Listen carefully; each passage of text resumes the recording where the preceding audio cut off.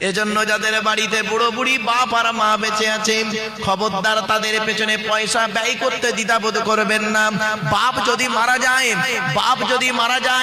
মরা বাপের নামে মরা মায়ের নামে দান খয়রাত করবেন। এই আয়াত যখন নাযিল হলো, রাসূলের এক সাহাবী বললেন, ইয়া রাসূলুল্লাহ, যুদ্ধের ময়দানে গিয়েছিলাম, এসে দেখছি আমার মা মারা গেছে, আমি এখন কি করব? আল্লাহর নবী বললেন, তুমি তোমার মায়ের জন্য দুটো জিনিস করবে। এক নাম্বার, তুমি তোমার মায়ের জন্য রুহে মাগফিরাতের দোয়া চাইবে, তোমার মা কবরে শুয়ে শুয়ে সওয়াব পাবে। আর দুই নাম্বার হলো, তুমি তোমার মায়ের জন্য দান খয়রাত করবে, তোমার মা কবরে শুয়ে শুয়ে সওয়াব পাবে। আরেকজন সাহাবী উঠে দাঁড়িয়ে বললেন, ইয়া রাসূলুল্লাহ, আমার বাপও নেই মাও নেই, দুজনেই অন্ধকার নীরব নগরে চলে গেছে। আল্লাহর নবী বললেন, মান যারা কবরা আবাওয়াইহি আও ওয়াহদিহিমা ফি কুল্লি জুমআতিন গুফিরা লাহু ওয়া কুতিবা লাহু বারা। নবী বলেন, জুম্মার দিনে যদি কোনো ছেলে তার বাপ আর মায়ের কবরটা একবার জিয়ারত করে, ছেলের দোয়ার ওসিলায় বাম্মার কবরটাকে আল্লাহ পাক আলোয় আলোকিত করে দেয়। এজন্য অনুরোধ করে বলে যাচ্ছি, বাপ চলে গেল, মা চলে গেল, ভাই চলে গেল, বোন চলে গেল, দাদা দাদি নানা নানি চলে গেল, তাদের জন্য আপনি কি করতে পেরেছেন পৃথিবীতে? শুনে রেখে দিন, একজন পুরুষ যদি 4 জনকে খুশি করে জান্নাতি। কজন? একজন পুরুষ 4 জনকে খুশি করলে জান্নাতি, একজন নারী 3 জনকে খুশি করলে জান্নাতি। পুরুষ তুমি 4 জন কাকে খুশি করবে? এক নাম্বার, পুরুষ তুমি তোমার রব আল্লাহকে খুশি করো, অর্থাৎ কোরআন মোতাবেক জীবন যাপন করো। 2 নাম্বার, পুরুষ তুমি তোমার নবীকে খুশি করো, নবীর সুন্নাহ হাদিস মোতাবেক জীবন যাপন করো। 3 নাম্বার, পুরুষ তুমি তোমার জন্মদাতা বাপকে খুশি করো। 4 নাম্বার, পুরুষ পেটে ধরা মাকে তুমি খুশি করো। জান্নাত খুঁজতে মসজিদে গিয়েছো বাবা, আল্লাহর নবী বলেন, জান্নাত মসজিদে পাবিনি, পাবি তুই কোথায়? ইন্নাল জান্নাতা তাহতা আকদামিল উম্মাহাত, জান্নাত তোর বাপ আর মায়ের পায়ের তলায়। শুনে নিন, মা বোনেরা রাগ করবেন না, রেগে যাবেন না কেউ। হয়তো বলবেন যে উনি পুরুষ বলে পুরুষদের টেনে বলছেন। না মা তার ছেলেকে কত দূর তুলতে পারে জানেন? এত দূর। ঠিক না বেটি? বলুন না, আমার সাথে কথা বলুন। মা তার ছেলেকে কত দূর নেয়? এই বুক পর্যন্ত, এর উপরে আর মা তুলতে পারে না বাচ্চা।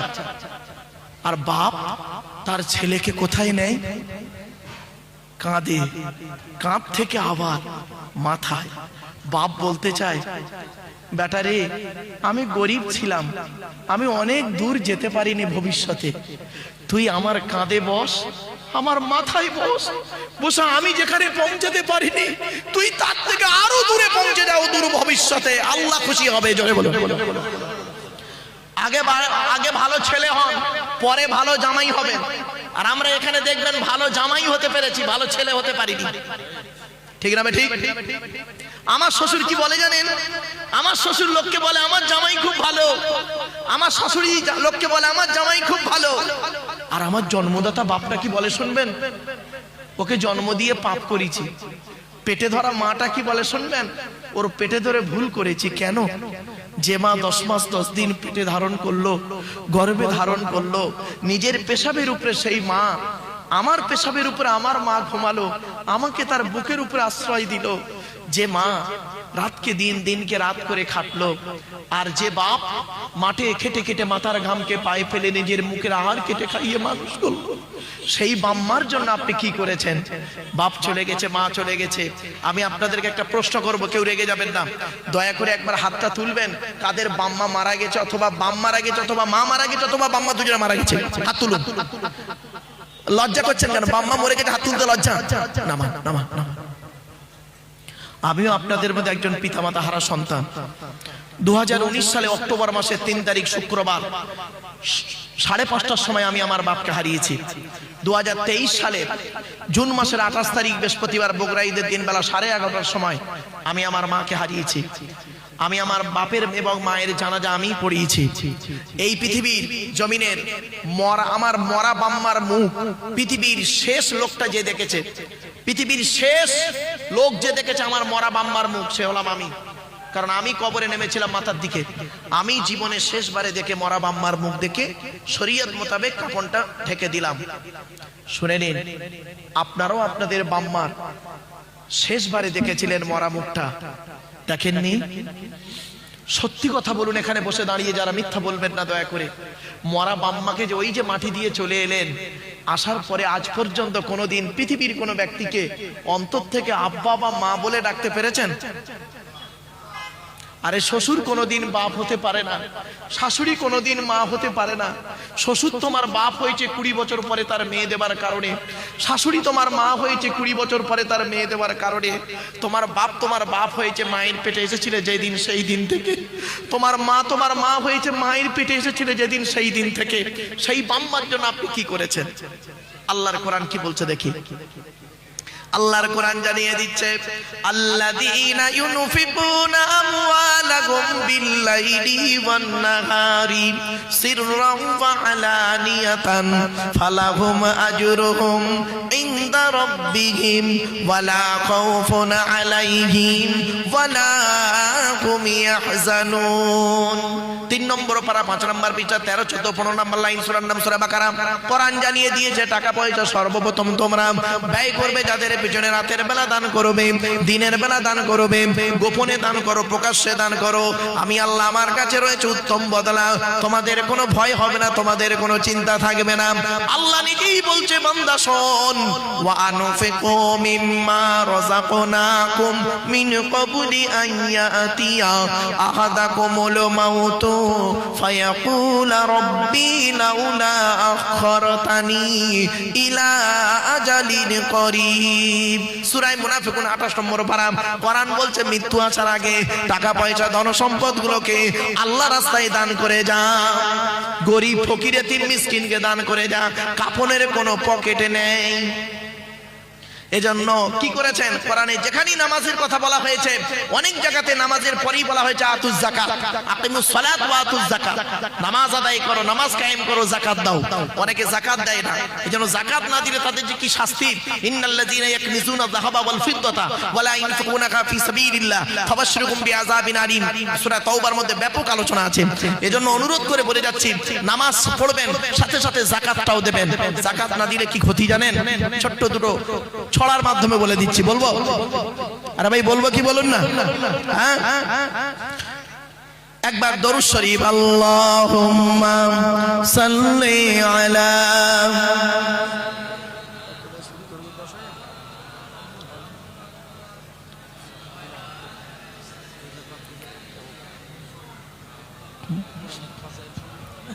আমার বাপেরা শুনে রেখে দিন, কয়েক কটা দেখো মাটি খেতে পারে না, পচে না, মাটিতে টাটকা থাকে।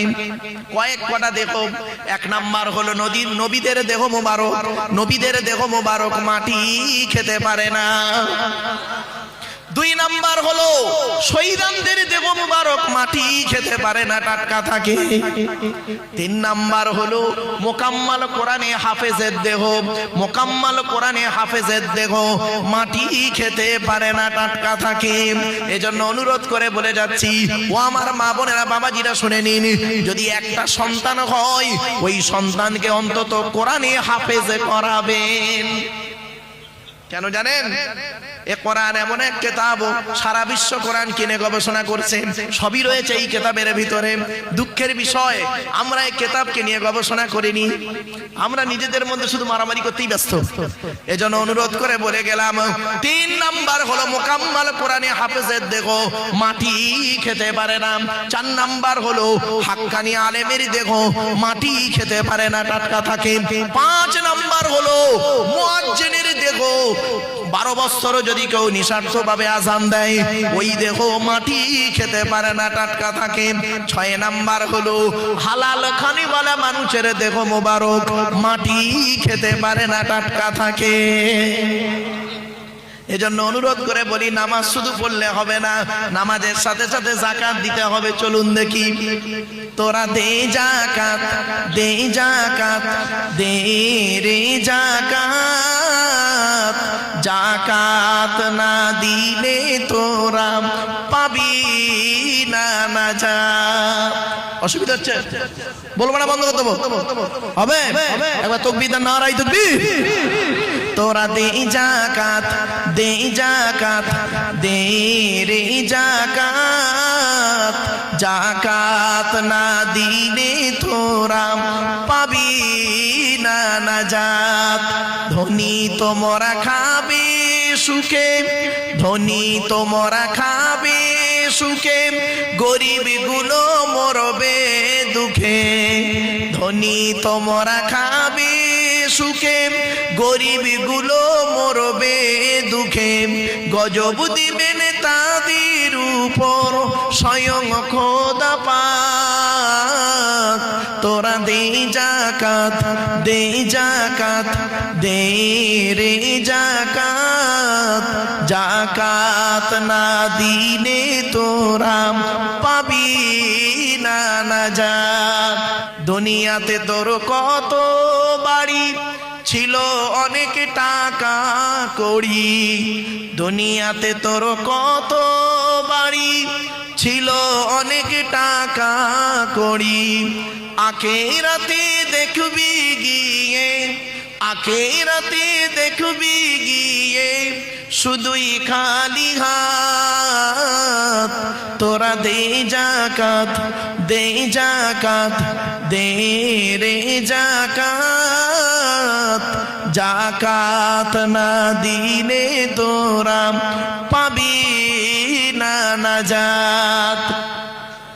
যাকাত ফিতরার ধার ধারে না, শুধু খেতে তার ভুল হয় না। যাকাত ফিতরার ধার ধারে না, শুধু খেতে তার ভুল হয় না। জাহান্নামে ফেলে তাদের করবে গো আঘাত। তোরা দে যাকাত, দে যাকাত, দে রে যাকাত, যাকাত না দিলে তোরা পাবি না নাজাত। খোদা রাস্তায় করিতে ব্যয়, ব্যথা লাগে যার কলি যায়। খোদা রাস্তায় করিতে ব্যয়, ব্যথা লাগে যার কলি যায়। জাহান্নামে ফেলে তাদের কাটবে দুটি হাত।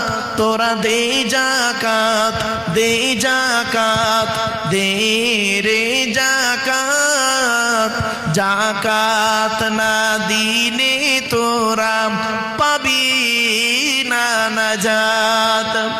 নামাজ রোজা যে করে না, খোদার হুকুম সে মানে না। নামাজ রোজা যে করে না, খোদার হুকুম সে মানে না। খোদার হুকুম না মানিলে আছে রে বিপদ। তোরা দে যাকাত, দে যাকাত, দে রে যাকাত, যাকাত না দিলে তোরা পাবি না নাজাত। পেন নামে, মায়ের নামে, দাদা দাদি, নানা নানি, খালা খালু, পোপা পুপু, মামা মামি, শ্বশুর শাশুড়ির জন্য এমন কোন মা বোন আছেন আল্লাহ তার দানকে কবুল করবেন। আল্লাহ কোরআন জানিয়ে দিয়েছে দান করলে কি হয়। ইনতুকরিদুল্লাহ করদান হাসানা ইদাইফু লাকুম ওয়া ইয়াগফির লাকুম ওয়াল্লাহু শাকুরুন হালিম। সূরা তাগাবুনের 17 নম্বর আয়াত। আল্লাহ বলছে দান করলে কি হয় বান্দা শোন, মালটাকে ডবল করে দেবো, আর দানের কারণে জীবনের গুনাহ মাফ করে দেবো। বাচ্চাদের খাওয়াবেন। আল্লাহ নবী বলেছেন মান আওয়ায়াতি মান ইলা তুআমিহি ওয়া শারাবিহি আওজাবাল্লাহু লাহুল জান্নাহ। আল্লাহর নবী বলেন কোন ব্যক্তি যদি কোনো ইতিমকে আশ্রয় দেয়, ইতিমকে খাবার খাওয়ায়, ইতিমকে পানি পান করায়, আওজাবাল্লাহু লাহুল জান্নাহ, ওই ব্যক্তির জন্য জান্নাত ওয়াজিব হয়ে যায়। শুনে নিন এবার। আল্লাহ রাসূল একদিন সাহাবীদেরকে বলছেন তোমাদের বাড়িতে কয় শ্রেণীর মেয়ে ছেলে আছে বলো? আল্লাহ রাসূলের সাহাবীরা বললেন, ইয়া রাসূলুল্লাহ, আমাদের বাড়িতে 4 শ্রেণীর মেয়ে ছেলে আছে। আগেই আপনাদের বলেছিলাম, একজন পুরুষ 4 জনকে খুশি করলে জান্নাতি, একজন নারী 3 জনকে খুশি করলে জান্নাতি। ও নারী, আমার মায়েরা বোনেরা শুনে রেখে দিন, 1 নাম্বার নারী, তুমি তোমার রব আল্লাহকে খুশি করো, অর্থাৎ কোরআন মোতাবেক জীবন যাপন করো। 2 নাম্বার নারী, তুমি তোমার নবীকে খুশি করো, নবীর হাদিস সুন্নাহ মোতাবেক জীবন যাপন করো। 3 নাম্বার নারী, হকের উপরে তুমি তোমার স্বামীকে খুশি করো, তুমি হলে জান্নাতি নারী। এজন্য অনুরোধ করি বলে যাচ্ছি, আল্লাহর নবী সাহাবীদের বললেন, তোমাদের বাড়িতে কয় শ্রেণীর মেয়ে ছেলে আছে বলো? সাহাবীরা বললেন, আমাদের বাড়িতে 4 শ্রেণীর মেয়ে ছেলে আছে। কয় শ্রেণীর? 4 শ্রেণীর মেয়ে। কে কে? 1 নাম্বার মা, বোন, মেয়ে, বউ। মা, বোন, মেয়ে, বউ। আল্লাহ নবী বললেন, তোমরা কি করে বুঝবে এই 4 শ্রেণীর মেয়ে ছেলে জান্নাতে যাবে না জাহান্নামে যাবে? সঙ্গে সঙ্গে সাহাবীরা বললেন, এটা তো অসম্ভব। আল্লাহর নবী বললেন, শোনো, যে সমস্ত নারীদের মধ্যে কমসে কম 6টা অভ্যাস পাবে। কটা? যে সমস্ত নারীদের মধ্যে কমসে কম 6টা অভ্যাস থাকবে, ওই নারী যত নামাজ পড়ুক, রোজা রাখুক, ওই নারীকে কিয়ামতের মাঠে আল্লাহ জবাব নেবে, কঠিন আযাব হবে। 1 নাম্বার কি? ওই নারীর প্রতি আল্লাহর গজব পড়বে যে নারী নামাজ পড়ে রোজা রেখে স্বামীর সঙ্গে কথা বলে মেজাজ দিয়ে। অনেক মা বোন আছে দেখবেন, পাড়ার লোকের সঙ্গে কথা বলে মিষ্টি ভাষায়, কিন্তু স্বামীর সঙ্গেও কোনো কথা বলে মেজাজ দিয়ে কথা বলে। 2 নাম্বার হলো ওই নারীর প্রতি আল্লাহর গজব, আল্লাহর লানত, যে নারী স্বামীর দুর্নাম বদনাম অন্যের কাছে করে বেড়ায়। 3 নাম্বার হলো ওই নারীর প্রতি আল্লাহর গজব, লানত, যে মেয়ে ছেলে স্বামী থাকতে অন্য পুরুষের সঙ্গে পরকীয়ায় লিপ্ত হয়। 4 নাম্বার হলো ওই নারীর প্রতি আল্লাহর গজব, যে নারী বিনা কারণে স্বামীর বিছানা ছেড়ে দিয়ে অন্য বিছানায় রাত কাটায়। 4 নাম্বার হলো 5 নাম্বার হলো ওই নারীর প্রতি আল্লাহর গজব পড়বে যে নারী স্বামীর পরিবারের সঙ্গে খারাপ আচরণ করে। অনেক মেয়ে ছেলে আছে দেখবেন, স্বামীকে খুব ভালোবাসে, স্বামীর বাপ ভাইকে দেখতে পারে না। আমার মা বোনদের বলে যাচ্ছি, মায়েরা বোনেরা, খবরদার, জান্নাত যদি পেতে চান আপনি আপনার স্বামীকে ভালোবাসুন এবং স্বামীর কথা মতো জীবন যাপন করুন। স্বামীর পিতামাতাকে, ভাই বোনকে ভক্তি শ্রদ্ধা ভালোবাসুন তাদেরকে। রাসূল বললেন, ওই নারীর প্রতি আল্লাহর লানত গজব, যে নারী স্বামীর পরিবারের সঙ্গে খারাপ আচরণ করে। 6 নাম্বার হলো ওই নারীর প্রতি আল্লাহর গজব, যে নারী তার স্বামীকে বলে, তোমার সঙ্গে বিয়ে হয়ে আমার জীবন নষ্ট হয়ে গেছে, আমার মতো মেয়ে বলে তুমি পার হয়ে গেলে, অন্য কেউ হলে বুঝতে পারতে। খবরদার মা বোন, কথা বলবেন না। জন্ম মৃত্যু বিবাহ সবই আল্লাহর হাত, ঠিক না বে ঠিক? এজন্য এই বাচ্চাগুলো কোরআনে হাফেজ হয়েছে। বাপ সব এক বৈঠক দেব, আলহামদুলিল্লাহ। আমি বহু জায়গায় পাগড়ি দিয়েতে যাই, ভারতবর্ষের বিভিন্ন জায়গায়। আমি জিজ্ঞাসা করি, এক বৈঠক কিনা? কারণ এক বৈঠক দিয়ে হাফেজ যখন হয় না, তার একটা মানে ইয়াদের একটা ইয়ে থাকে। এই জন্য চেষ্টা করবেন ছেলেকে একদম কন্টিনিউ গোটা কোরআন শুনে, সূরা ফাতিহা থেকে নাস পর্যন্ত। এজন্য বাপেরা, এই কটা বাচ্চা ছেলে কোরআনে হিফজ করেছেন। এই কোরআন মুখস্থ করার সহজ জিনিস নয় গো বাপ। 28 পারা করে ছেড়ে দিয়ে পালিয়েছে মাদ্রাসায়, 28 পারা হিফজ করেছে, পালিয়েছে। কত হাফেজ হিফজ করে ভুলে গেছে, কত নেবেন? এজন্য অনুরোধ করে বলে যাচ্ছি বাপেরা, কোরআনকে ইয়াদ রাখুন, কোরআন মুখস্থ করুন, কোরআনকে হেফাজত করুন। কিয়ামতের দিন এই হাফেজ সাহেবদেরকে আল্লাহ পাক বলবেন, জান্নাতের প্রথম সিঁড়িতে দাঁড় করিয়ে দিয়ে বলবেন, ও আমার কোরআন হেফাজতকারী ব্যক্তি, তুমি আজকের জান্নাতের সিঁড়িগুলো একটা একটা করে ভাঙো আর কোরআন তেলাওয়াত করতে থাকো। আবু বকর, ওমর, ওসমান, আলী, তাওরাত, জবুর, ইনজিল, কোরআন, জিবরাইল, মিকাইল, ইসরাফিল, আজরাইল। বাবা এই 500 টাকা দিয়েছে, আর একজন 500, 4000 টাকা হয়েছে। এই দেখেন 5 নাম্বার দলিলটা শুনে নিন। সূরা লোকমানের শেষ 5টা আয়াত, ইন্নাল্লাহা ইনদাহু ইলমুস সাআ ওয়া ইউনাজ্জিলুল গায়স ওয়া ইয়ালামু মা ফিল আরহাম ওয়া মা তাদরি নাফসুম মাযা তাকসিবু গাদা ওয়া মা তাদরি নাফসুম বিআইয়ি আরদিন তামুত ইন্নাল্লাহা আলিমুন খাবীর। 21 নম্বর পারা 13 নম্বর পৃষ্ঠা 13, 14, 15 নম্বর লাইন, সূরার নাম সূরা লোকমান, 34 নম্বর আয়াত। 5টা জিনিস কারোর বলার ক্ষমতা নেই। আরেকটা হলো কি জানেন? ইসলামের বুনিয়াদ হলো 5টা। সারা দিনে 5 ওয়াক্ত নামাজ ফরজ। হাতের আঙ্গুল হলো 5টা। বাবা 5 নাম্বার ব্যক্তি কে আছে, 1000 টাকা দান করবে। মনে রাখবেন, রিলিজিয়াস ল্যাঙ্গুয়েজ হলো অ্যারাবিক, অ্যারাবিক শিক্ষা আপনার ছেলেকে দিতে হবে। সাথে সাথে হলো মাদার ল্যাঙ্গুয়েজ কি আপনার বাংলা, মাতৃভাষা বাংলা, বাংলাটাও শেখাতে হবে। আবার ন্যাশনাল ল্যাঙ্গুয়েজ হিন্দি, ভারতের জাতীয় ভাষা হিন্দি, সেটাকেও জানাতে হবে। সাথে সাথে আপনাদের বলে দিচ্ছি ইন্টারন্যাশনাল ল্যাঙ্গুয়েজ ইংলিশ, এটাও জানাতে হবে। সুতরাং কম্পিউটারও জানতে হবে। একটা ছেলেকে চেষ্টা করবেন এইগুলো শিখিয়ে দেন, দেখবেন ওর ভবিষ্যতের চিন্তা আপনার করতে হবে না। আমরা অনেক সময় এগুলো লক্ষ্য করি না। মনে রাখবেন এই কোরআনে 82 জায়গায় বিভিন্ন অ্যাঙ্গেলে নামাজের কথা আছে, আর এই কোরআনে 92 জায়গায় আছে লেখাপড়ার কথা। কত সংখ্যা? 92 জায়গায় আছে লেখাপড়ার কথা। তো কোন সংখ্যাটা বেশি, 82 না 92? তাহলে লেখাপড়ায় পিছিয়ে কেন? মনে রাখবেন বাংলা একটা কথা আছে, শত মূর্খ লয়ে আমি স্বর্গে নাহি যাব, দ্বাদশ পণ্ডিত নিয়ে পাতালেই রব। 100 জন মূর্খ মানুষকে নিয়ে স্বর্গে গিয়ে কোনো লাভ নেই, 12 জন শিক্ষিত লোককে নিয়ে নরকে থাকা অনেক ভালো। বাংলা একটা কথা আছে, মূর্খ বন্ধুর থেকে শিক্ষিত শত্রু ভালো। দেখুন কোরআনে আল্লাহ পাক বলছেন সুবহানাল্লাযী আসরা বিআবদিহি লাইলাম মিনাল মাসজিদিল হারামি ইলাল মাসজিদিল আকসা। 15 নম্বর পারার 1 নম্বর পৃষ্ঠা 1 নম্বর লাইন, সূরার নাম সূরা বানী ইসরাঈল। আল্লাহ নবী 621 খ্রিস্টাব্দ রজব মাসের 27 তারিখে নবী আমার মেরাজে গিয়েছিলেন, আল্লাহর সঙ্গে দেখা সাক্ষাৎ করলেন, জান্নাত জাহান্নাম সবই আল্লাহ দেখালেন। এই মাসেই রোজা নামাজ সবই এসেছিল, মনে রাখবেন ওই রজব মাসে। সুতরাং মনে রাখবেন কিয়ামতের মাঠে আপনাকে জবাব দিতে হবে। চোখ দুটো বন্ধ হয়ে গেলে সব শেষ। এই জীবন শুরু হয়েছে 150 টাকায়, এই জীবন শেষ হবে 1500 টাকায়। ঠিক না বেঠিক? মনে রাখবেন এজন্য কোনোদিন কোনো আলেমকে বেইজ্জতি করবেন না, তাওহীন করবেন না, এর ফল আপনাকে ভুগতেই হবে। একদম বাস্তব কথা বলেছি। রাসূলুল্লাহ মানে যত নবীদেরকে যারা অপমানিত লাঞ্ছিত করেছে তারা পৃথিবীতে শান্তিতে থাকতে পারেনি।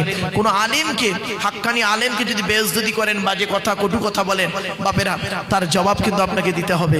আল্লাহ ছাড় দেয়, ছেড়ে দেয় না, কথাগুলি আপনারা মাথায় রাখবেন। বাড়ি হোক, বিনা অনুমতিতে প্রবেশ করবে না। বাড়িতে যখন প্রবেশ করার অনুমতি দেওয়া হবে বাড়িওয়ালাদেরকে সালাম দেবে। চলুন পেছনে একটা হাদিস, মিশকাত শরীফ কিতাবুল আদাব বাবু সালাম আল ফাসলু সানি। রাবীর নাম আব্দুল্লাহ ইবনে উমর রাদিয়াল্লাহু তাআলা আনহু। সুইলান নবী সাল্লাল্লাহু আলাইহি ওয়াসাল্লাম, রাসূলকে একবার জিজ্ঞাসা করা হলো আইউল ইসলামে খায়রুন ইয়া রাসূলুল্লাহ, ইসলামের উত্তম কাজগুলো কি কি? তৎক্ষণাৎ নবীজি বললেন দুটি। ক্বালা তুতিমু তুআমা, ক্ষুধার্তকে খাদ্য দান করা, ওয়া তুকরিউ সালামা আলা মান আরাফতা ওয়া মান লাম তারিফ, চেনা হোক অচেনা হোক একে অপরকে সালাম আদান প্রদান করা। তাই এতগুলো জ্ঞানী গুণী বুদ্ধিজীবী মানুষ, আপনারা আমাকে চেনেন বা না চেনেন, আর আমি আপনাদের চিনি বা না চিনি, নবীর এই হাদিসটাকে আমল করতে গিয়ে আপনাদেরকে আমি সালাম দিয়েছিলাম। সুবহানাল্লাহ। আবার একবার বলা যাবে? আরেকটা দলিল 18 নম্বর পারা 17 নম্বর পৃষ্ঠা 12 নম্বর লাইন, সূরার নাম সূরা নূর আল কোরআন। ইজা দাখালতুম বুয়ুতান ফাসাল্লিমু আলা আনফুসিকুম, তোমরা যখন বাড়িতে প্রবেশ করবে বাড়িওয়ালাদেরকে সালাম দেবে। পেছনে একটা হাদিস, আন জাবির রাদিয়াল্লাহু তাআলা আনহু قال قال রাসূলুল্লাহ সাল্লাল্লাহু আলাইহি ওয়াসাল্লাম আসসালামু ক্বাবলাল কালাম, কথা বলার আগে সালাম দাও। তাই আমি কারোর সঙ্গে কোনো কথা না বলে নবীর এই হাদিসটাকে আমল করতে গিয়ে আপনাদের আমি সালাম দিয়েছিলাম। সুবহানাল্লাহ। কষ্ট করে আরামে বলা যাবে? রব্বি আউযু বিকা মিন হামাযাতিশ শায়াতিন ওয়া আউযু বিকা রব্বি আন ইয়াহদুরুন, ইন্নাহু মিন সুলাইমানা ওয়া ইন্নাহু বিসমিল্লাহির রাহমানির রাহিম। আমানতু বিল্লাহি সাদাকাল্লাহুল মাওলানাল আযীম। আলহামদুলিল্লাহ আলহামদুলিল্লাহি ওয়া কাফা ওয়া সালামুন আলা ইবাদিহিল্লাযীনা ইসতাফা। আম্মা বা'দ, ফাকাদ ক্বালা আল্লাহু والفرقان الحميد أعوذ بالله من الشيطان الرجيم بسم الله الرحمن الرحيم ونزلنا عليك الكتاب تبيانا لكل شيء وهدى ورحمة وبشرى للمسلمين। কোরআনের এই আয়াতটি 14 নম্বর পারা 16 নম্বর পৃষ্ঠা 4 নম্বর লাইনে, সূরার নাম সূরা নাহলের 89 নম্বর আয়াতে আল্লাহ বলেন, নবী তোমার উপরে আমি এই কোরআন অবতীর্ণ করেছি, পৃথিবীর সমস্ত জিনিসের বর্ণনা এই কোরআনের ভিতরে ডাইরেক্ট ইনডাইরেক্ট দলিল সহ আমি আল্লাহ পাঠিয়ে দিয়েছি। আপনারা কোরআন থেকে কি নেবেন বলুন? কি নিতে চান কোরআন থেকে বলুন? ভৌত বিজ্ঞান নেবেন, কোরআনে আছে। জীবন বিজ্ঞান নেবেন, কোরআনে আছে। জিওগ্রাফি নেবেন, কোরআনে আছে। রাজনৈতিক জীবন, পারিবারিক জীবন, সাংসারিক জীবন, অর্থনৈতিক জীবন, সামাজিক জীবন, আফটার লাইফ, আফটার লাইফ, জান্নাত, জাহান্নাম, কি নেবেন সবই রয়েছে এই কোরআনের ভিতরে। অন্য একটি আয়াত দিয়ে আল্লাহ সুন্দর করে পৃথিবীর মানুষকে জানিয়ে দিচ্ছে। দেখুন 15 নম্বর পারা 18 নম্বর পৃষ্ঠা 14 নম্বর লাইন সূরার নাম সূরা কাহফের 54 নম্বর আয়াতে আল্লাহ বলছেন, ওয়ালাকাদ সাররাফনা ফি হাযাল কুরআন লিন-নাস মিন কুল্লি মাসাল ওয়া কানাল ইনসানু আকসারা শাইইন জাদালা। এর বাংলা মানে কি? আল্লাহ বলছেন, আমি এই কোরআনের ভিতরে পৃথিবীর সমস্ত জিনিসের বর্ণনা মানুষের জন্য উদাহরণ সহ সুন্দর করে বলে দিয়েছি। ওয়াকানাল ইনসানু আকসারা শাইইন জাদালা। বেশিরভাগ মানুষ এ কোরআন বোঝে না, না বুঝে নিজেদের মধ্যে মারামারি ঝগড়া করে, ঠিক না বেঠি? ওয়াকানাল ইনসানু আকসারা শাইইন জাদালা। বেশিরভাগ মানুষ এ কোরআন বোঝে না, না বুঝে নিজেদের মধ্যে মারামারি ঝগড়া করে। তাই অনুরোধ করে বলছি, কোরআনের আলোচনা শুনতে আসার জন্য আপনাদেরকে আমি আহ্বান করছি। وقال الله تعالى في كلام المجيد والفرقان الحميد إن الله وملائكته يصلون على النبي يا أيها الذين آمنوا صلوا عليه وسلموا تسليما. درود شريف. اللهم صل على سيدنا مولانا محمد وعلى آل سيدنا مولانا محمد. নবীর উপরে দরুদ পড়লাম কেন? কোরআনের দলিল, হাদিসের দলিল। কোরআনের কোথায় আছে? 22 নম্বর পারার 5 নম্বর পৃষ্ঠা 6 নম্বর লাইন সূরার নাম সূরা আহজাব আয়াত নম্বর 56। ইয়া আইয়ুহাল্লাযীনা আমানু, হে ঈমানদার বান্দাগণ, সাল্লু আলাইহি, তোমরা নবী মুহাম্মাদের উপরে দরুদ পেশ করো। ওয়া সাল্লিমু তাসলিমা, এবং নবীর প্রতি আন্তরিকতার সঙ্গে সালাম প্রেরণ করো। এই আয়াতটা হলো আয়াতে মুতলাক, সেন্টেন্স বা জুমলাটা হলো মফউলে মুতলাক, বাবে তাফঈলের মাজদার। চলেন পেছনে একটি হাদিস কয়েক কথা। আল্লাহ রাসূল বলেন, মান সাল্লা আলাইকা ওয়াহিদাতান সাল্লাল্লাহু আলাইহি আশারা, যে ব্যক্তি আমার উপরে একবার দরুদ শরীফ পড়বে, নামায় আমল নামায় আল্লাহ 10টা নেকি লিখে দেবে। আরেকটা হাদিস, মান সাল্লা আলাইকা আশরান ফি আউয়ালিন নাহারি ওয়া আশরান ফি আখিরিন নাহারি নালাতহু শাফাআতি ইয়াউমাল কিয়ামা। আল্লাহর নবী বলেন, যে ব্যক্তি দিনের শুরুতে আমার উপরে 10 বার দরুদ শরীফ পড়বে এবং দিনের শেষে আমার উপরে 10 বার দরুদ শরীফ পড়বে, ওই ব্যক্তির শাফাআত সুপারিশ কিয়ামতের মাঠে আল্লাহ খুবই নিকটবর্তী করে দেবে। আরেকটা দলিল, আল্লাহ রাসূলের হাদিস, আব্দুল্লাহ ইবনে ওমর থেকে হাদিসটা রওয়ায়েত, ইন্নাদ দুআ মাওকুফুন বাইনাস সামাই ওয়াল আরদি লা ইয়াসআদু মিনহু শাইয়ুন হাত্তা তুসাল্লি আলা নবিকা। আল্লাহর নবী বলেন, নিশ্চয়ই দোয়া অবস্থান করে আসমান আর জমিনের মধ্যবর্তী জায়গায়। ওই দোয়াকে উপরেও নিয়ে যেতে পারে না, নিচেও নামাতেও পারে না। হাত্তা তুসাল্লি আলা নবিকা, যতক্ষণ পর্যন্ত তোমরা নবীর উপরে দরুদ পাঠ না করে দোয়া চাও, অর্থাৎ নবীর উপরে দরুদ পড়ে দোয়া চাইলে ওই দোয়া আল্লাহর দরবারে কবুল হয়। আরেকটা হাদিস, আচ্ছা বাবু, আমরা সবাই জান্নাতের আশা করি তো? বলুন না, জান্নাত কার আশা করে? শেষ। আজকে আমার বক্তব্যের শুরুতে আমি 4টে শব্দ বলবো আপনাদের। বক্তব্যের শুরুতেই 4টে শব্দ আপনাদেরকে বলবো, আর ঘুরিয়ে ঘুরিয়ে ওই 4টে শব্দকে আমি টার্গেট করব। কি? শুনে নিন। প্রিয়জন, প্রয়োজন। কি বললাম? প্রিয়জন, প্রয়োজন। আপনি আল্লাহর প্রিয়জন হন, প্রয়োজন হবেন না। বিপদে পড়েছেন, আল্লাহকে ডাকছেন, আর উদ্ধার হয়ে গেছেন, আল্লাহকে ভুলে গেছেন, এটা হলো প্রয়োজন। আর প্রিয়জন যে হবে সেই ব্যক্তি আল্লাহর মাকবুল মঞ্জুর বান্দায় পরিণত হয়েছে। জোরে বলুন সুবহানাল্লাহ। তো প্রিয়জন, প্রয়োজন, এই শব্দটা মাথায় রাখুন। 2 নম্বর শব্দ বলছি, আবেগ